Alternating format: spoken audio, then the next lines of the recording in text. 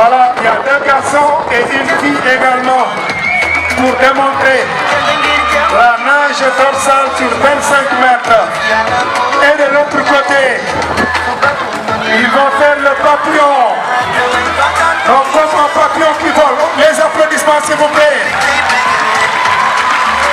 Voilà, c'est les nageurs des clubs de la banlieue. Banlieue Natation Club, Carré Azur Natation Club, qui font cette démonstration.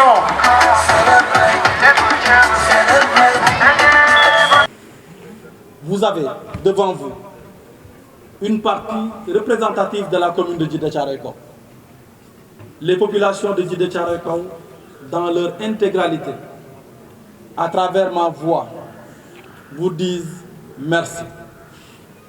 Monsieur Planas, vous avez fait suffisamment de séjour au Sénégal pour comprendre ce que veut dire Djeredjef. Monsieur Planas, Djeredjef.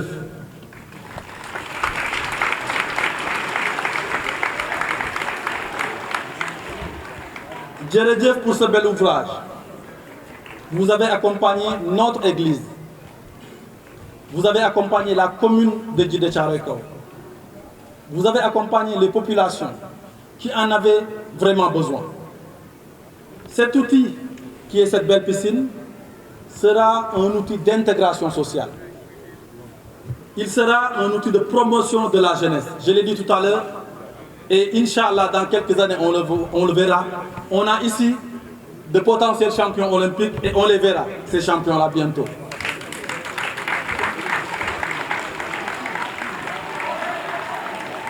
Le projet de la piscine, c'était un projet qui nous tenait vraiment à cœur parce que comme vous le savez, au niveau de notre école, nous faisons ce que nous appelons un suivi personnalisé des élèves pour pouvoir connaître leur situation, connaître leur cadre de vie.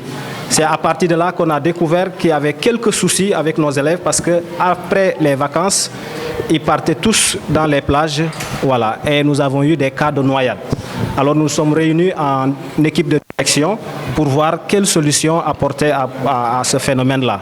Et c'est là que Dieu nous a donné ce grand monsieur, monsieur Planas, que nous avons connu à travers un autre projet qui se trouve à Sokone, qu'on appelle CAC 25, qui s'occupe de l'agriculture. Alors c'est là que l'idée de piscine est sortie parce que lui-même, il est dans une entreprise spécialisée en piscine.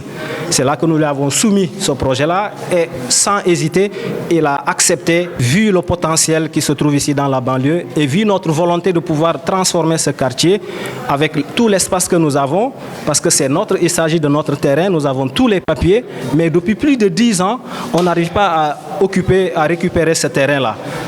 Nous avons fait toutes les procédures pour pouvoir récupérer ce terrain, mais jusqu'aujourd'hui, au moment où je vous parle, rien n'est fait.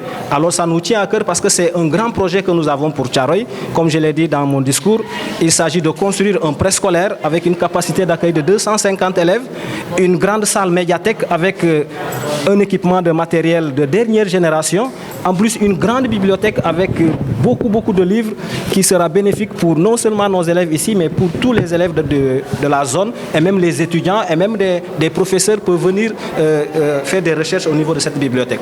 Alors vu tout ce projet-là que nous avons et qu'on n'arrive pas à récupérer notre terrain et que les bailleurs menacent de retirer le financement, alors on lance toujours cet appel aux autorités pour qu'ils nous viennent vraiment en aide.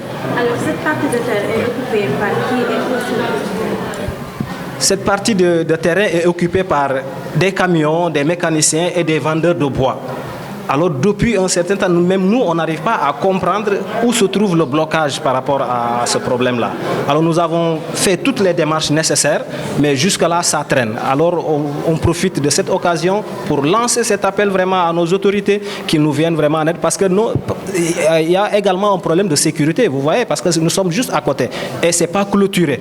Alors vous pouvez imaginer les accidents qui peuvent arriver dans cette école. Alors c'est tout cela qui fait que voilà, on essaie de pousser d'aller voir nos contacts pour pouvoir réussir à récupérer ce terrain.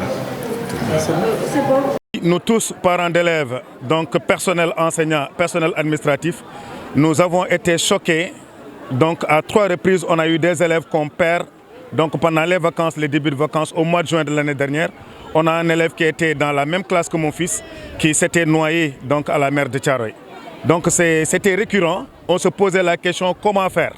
Comment faire pour éviter ces noix de ces enfants et que ces enfants qui aillent dans les plages alors qu'ils ne savent pas nager et qu'il n'y a pas de l'encadrement. Et depuis, l'école était en train de mûrir cette idée d'avoir une piscine scolaire. Une piscine qui a les normes olympiques pour permettre aux enfants aussi de compétir dans la natation. Et on sait que la natation, c'est un sport complet.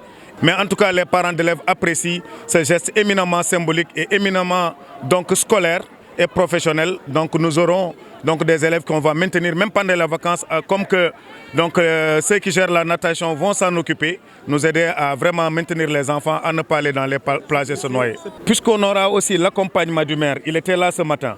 Donc on fera de telle sorte que les enfants des écoles aux alentours de cette école, on va essayer de faire d'une manière très allégée et pour que ça ne soit pas payant pour ces enfants qui sont des élèves, pour les empêcher dans les plages. Maintenant, peut-être le chrono payant, ce sera pour les adultes qui vont essayer de se divertir ou bien de faire de la natation avec les autres qui ne sont pas du milieu scolaire. Mais pour les enfants, je ne pense pas que ce sera payant.